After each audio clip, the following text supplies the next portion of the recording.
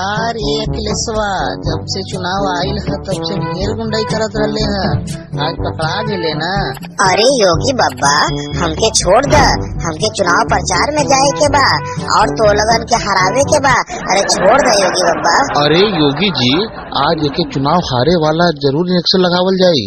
हाँ मोदी चचा, एक चुनाव हारे वाला इंजेक्शन जरूर लगावा, नहीं तो हमन के चुनाव हरा दे।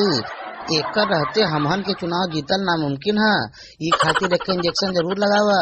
नहीं मोदी जी, हमके छोड़ द, हमके चुनाव हारे वाला इंजेक्शन मत लगावा। हमहू के चुनाव जीते के बा, हमहू जीते चाहत है।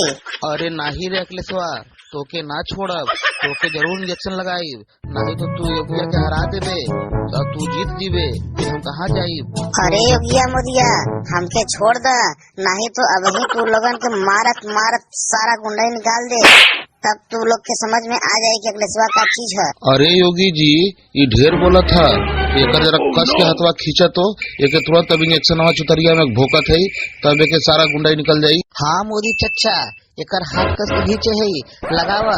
अरे नहीं रे मैया, रे मैया, छोड़ दे छोड़ दे छोड़ दे, जान निकल गई रे।